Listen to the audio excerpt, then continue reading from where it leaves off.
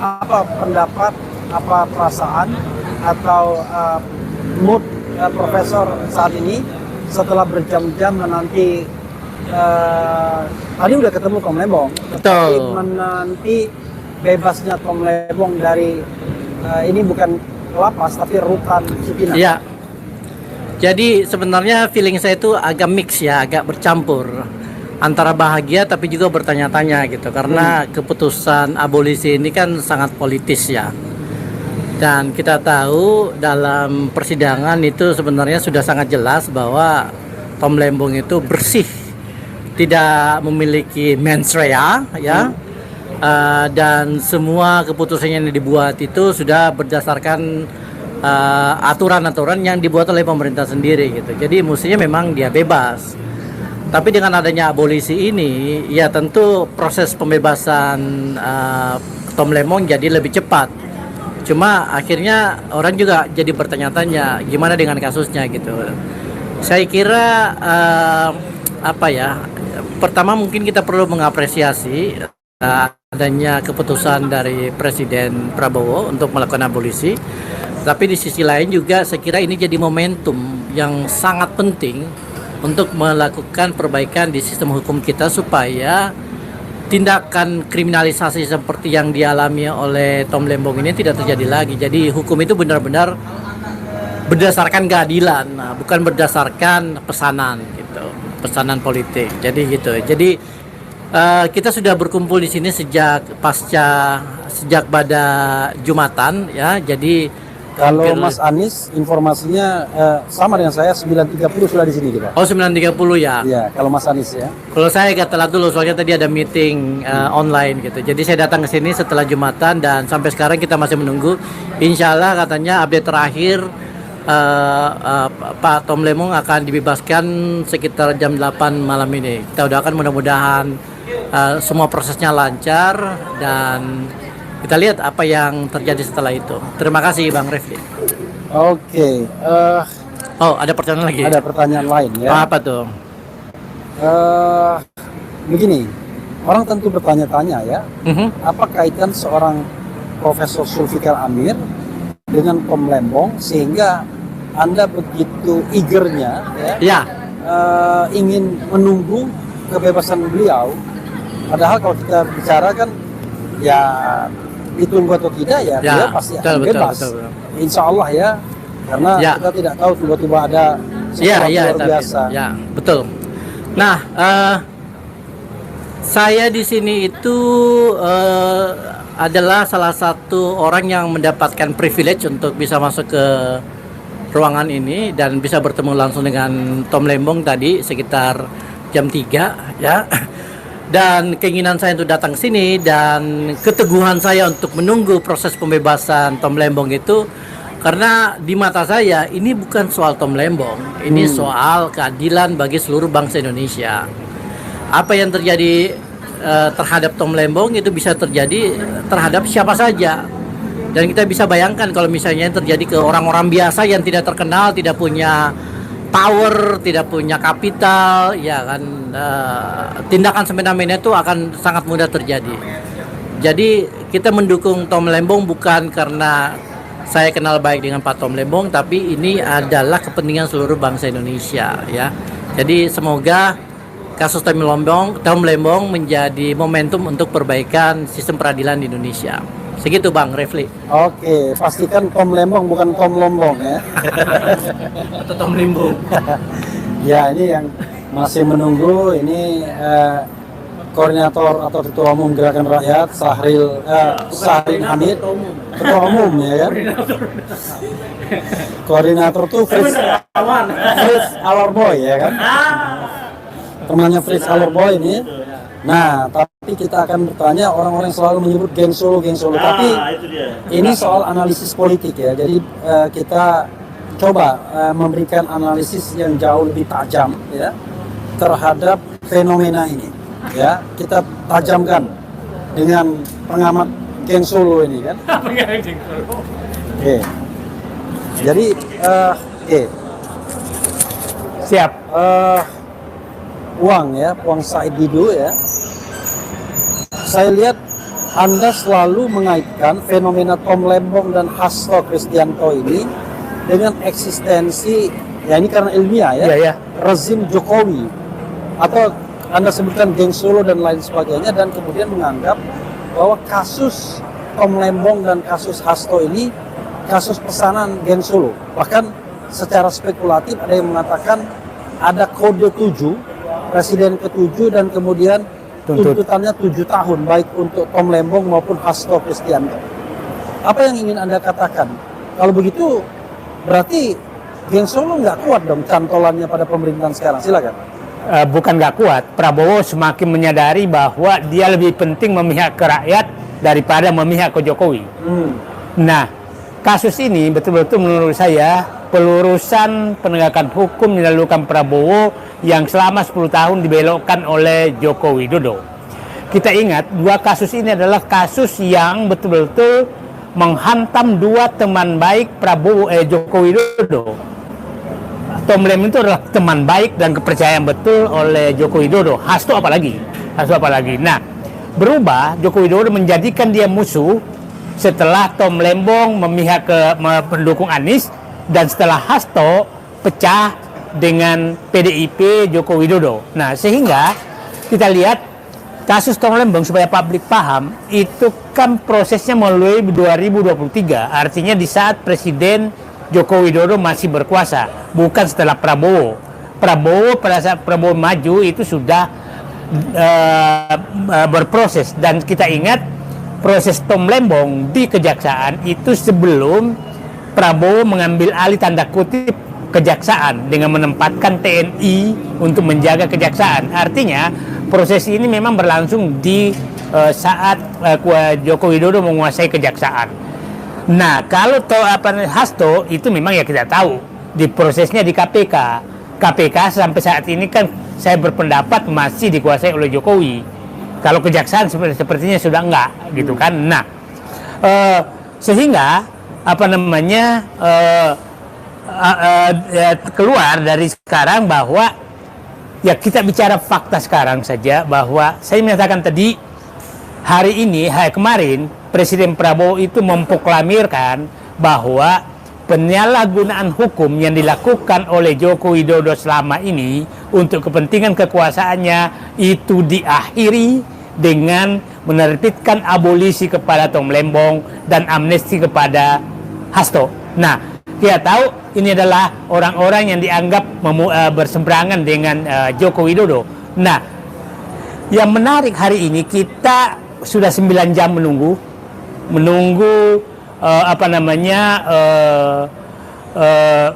surat pembebasan Tom Lembong, padahal sudah diumumkan dari kemarin malam bahwa kepres untuk abolisi Tom Lembong dan ini sudah disepakati, artinya hanya proses administrasi. Nah, sampai detik ini kita mengamati aneh pernyataan dari pihak kejaksaan. Sampai tadi kita dengarkan dari wartawan yang menyatakan kami siap menanggung resiko terhadap pembebasan Tom Lembong, abolisi Tom Lembong. Yang kedua, Kejaksaan Agung lewat penegak Jaksa Agung menyatakan bahwa Kapuspenkum mengatakan akan membaca dulu apa bunyi dan mengevaluasi abolisi yang dikeluarkan oleh Presiden Prabowo. Nah, ini saya menjadi tanda tanya, apakah evaluasi itu menunggu kode dari Solo? Nah, ini yang sangat bahaya kalau itu masih terjadi, bahwa kejaksaan akan mengambil sikap setelah mendapat kode dari Solo. Mudah-mudahan tidak demikian. Nah, kita tahu bahwa secara birokrasi sebenarnya kalau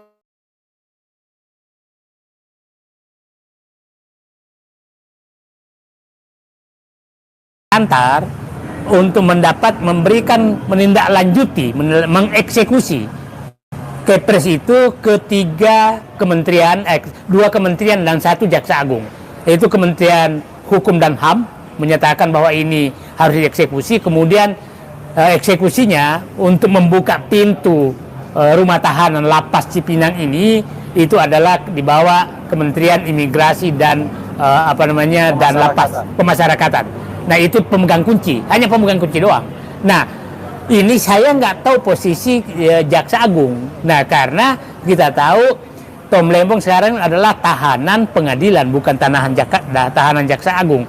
Jadi masih menimbulkan pertanyaan kalau Jaksa Agung masih terkesan bahwa ada ingin mempersulit pembebasan Tom Lembong. Tapi saya yakin itu tidak mungkin berani melakukan karena secara hukum Pak Bung Refli paham betul bahwa itu dinyatakan 1 Agustus Tom Lembong sudah bebas. 1 Agustus berarti tinggal 5 jam menuju jam 24.00.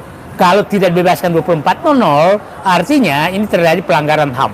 Dan saya yakin Presiden Prabowo tidak akan membiarkan anak buahnya mengambil sikap yang bisa menyebabkan dia melanggar HAM. Puang Said Didu ya, ini satu pertanyaan.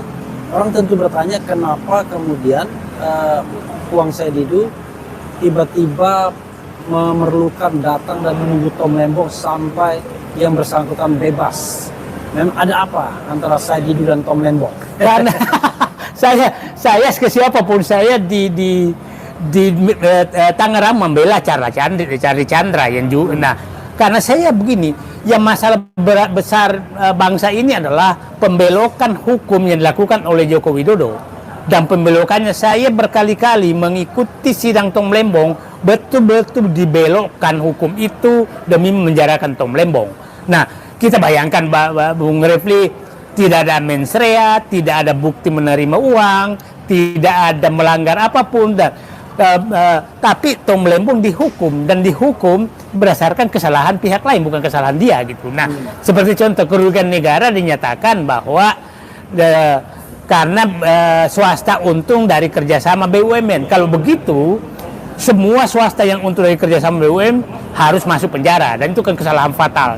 Nah, itu yang saya inginkan, karena hari ini saya betul-betul berharap bahwa ini mengembalikan penegakan hukum ke jalur yang benar oleh oleh Joko Widodo.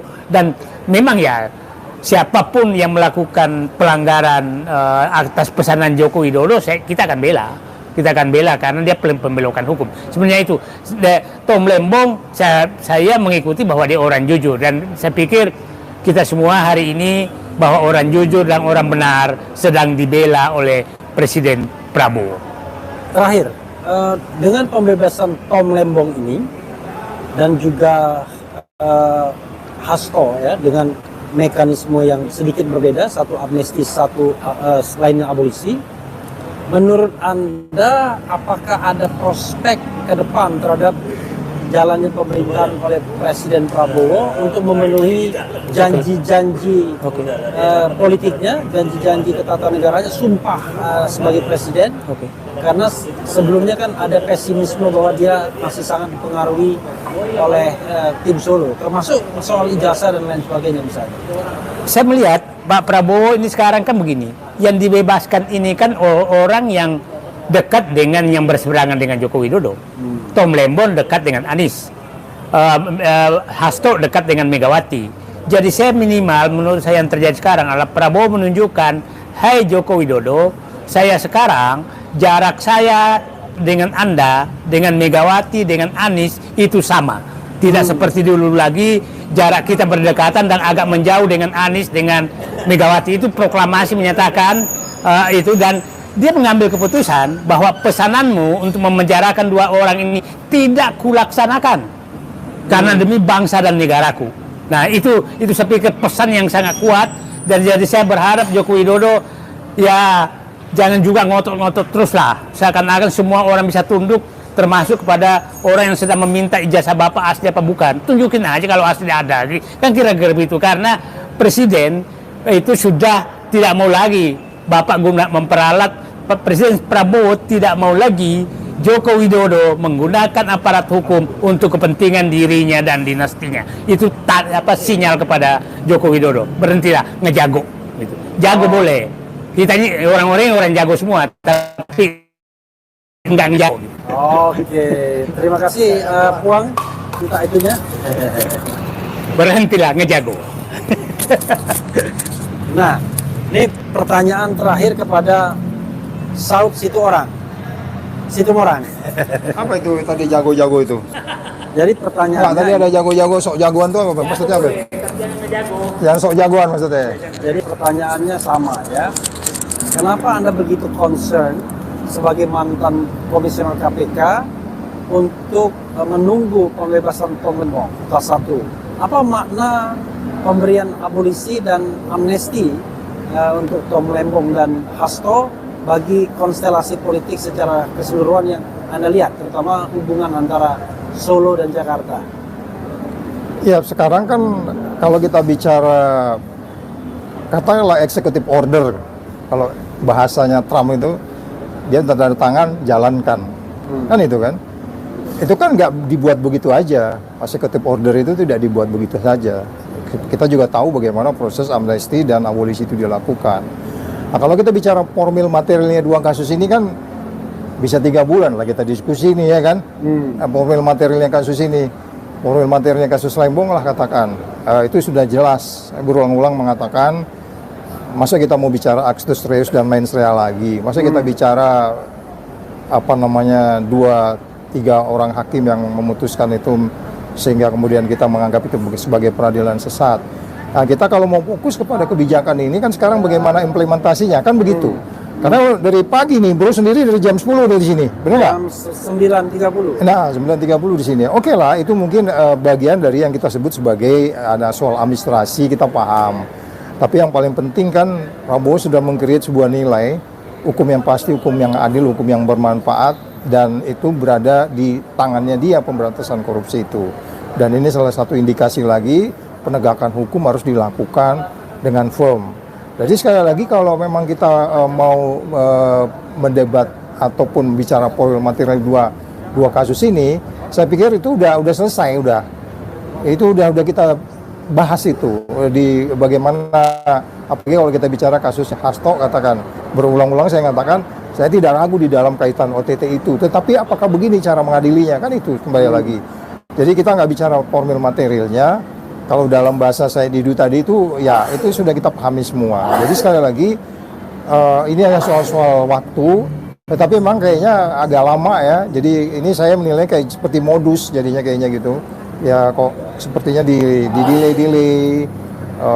Terus kemudian orang bilang, kok ngedesak amat sih?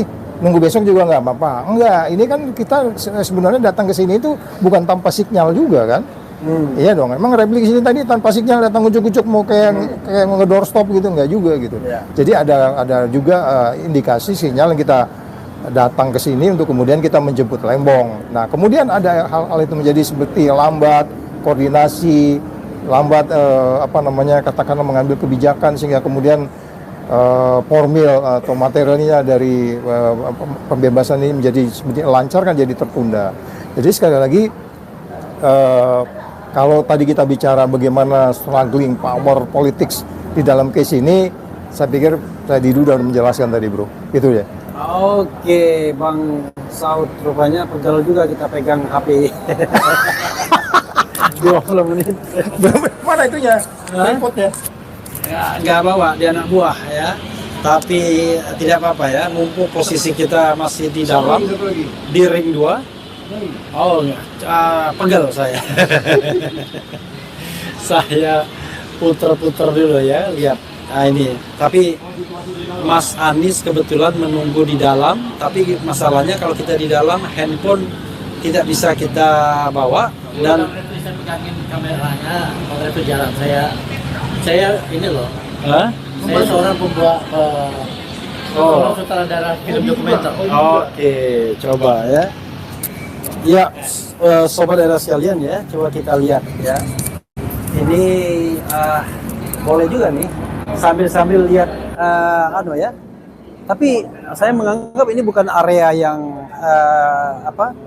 area yang steril ya, karena kan area yang steril itu kalau kita nggak dilarang bawa handphone kan. Nah, ini ada pendeta Sepat Supit, kemudian ada Pak Ustadz. Dia tetap nunggu Tom Lembong ya? Oh iya dong. Luar biasa. Tapi ada menarik nih, saya tanya ya. Kan gini, ini mohon maaf nih saya tanya sedikit. Pak Ustadz kesini untuk menjemput Tom Lembong kan? Ya pastinya menjemput keadilan. Oke. Kalau mau ini mohon maaf ya. Pak Ustadz kan berbeda keyakinan sama Tom Lembong. Ya kita ada pun perbedaan keyakinan tuh individu masing-masing. Iya. Tapi namanya berbangsa dan bernegara, untuk keadilan kita harus saling mensupport satu sama lain. Oke, sesama anak bangsa ya. Ya itu sudah pasti. Pak Ustadz siapa Pak? Ustadz Musin. Dengan Pak Muksin Oke, ini Ustadz Musin dari Jakarta. dari Jakarta ya. Dan memang Pak Ustadz akan menunggu sampai Tom Lembong keluar ya. Iya, saya dengarnya sebelum jam 8 saya dapat kabar dari kawan-kawan sudah keluar, makanya kita coba ingin menunjukkan kepada seluruh rakyat Indonesia bahwasanya keadilan itu akan berjalan pada jalur yang tepat. Oke, luar biasa. Apa yang Pak Ustadz harapkan dengan pembebasan Tom Lembong ini, baik secara pribadi maupun melihat situasi sosial politik yang ada? Kalau harapan saya agar ke depan ini pemerintah betul-betul menaruh hukum itu pada koridor yang tepat. Khususnya baik itu jaksa atau hakimnya jangan memutuskan hukum itu karena kepentingan politik. Ini sangat bahaya sekali karena negara akan maju manakala hukum itu dijunjung tinggi. Saya pikir itu saja. Oke, terima kasih Ustadz Musin ya. Oke. Jadi saudara sekalian, kita jalan-jalan sedikit ya. Jadi coba kita lihat nih.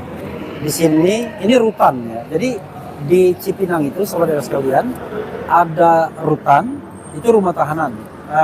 Ketika kasus belum inkrah ya, ada lapas. Nah, lapas itu ada lapas kelas 1 dan ada lapas kelas 2 kalau tidak salah. Jadi di sini itu ada, ini kompleks Cipinang itu. Jadi bukan satu tapi berbagai macam. Dan ini coba ada 13 program akselerasi Menteri Imigrasi dan Pemasyarakatan. Jadi jangan lupa bahwa Pak Agus Andrianto, mantan Wakapolri, itu beliau sekarang menjabat sebagai Menteri Imigrasi dan Pemasyarakatan. Mungkin belum ada yang tahu ya, ada bilang hukum dan HAM, bukan. Menteri Hukum itu Agus Supratman, Menteri HAM-nya itu ada Pigai ya kan. Kemudian Menteri Imigrasi dan Pemasyarakatan Agus Andrianto. Coba lihat nih programnya nih. 1. Memberantas peredaran narkoba dan pelaku penipuan dengan berbagai modus di lapas dan rutan. 2. Memberdayakan warga binaan untuk mendukung ketahanan pangan. 3. Penguatan dan peningkatan pendayagunaan warga binaan untuk menghasilkan produk UMKM.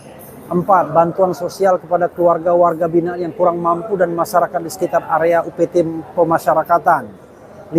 Mengatasi permasalahan overcapacity dan overcrowding dengan solusi yang komprehensif.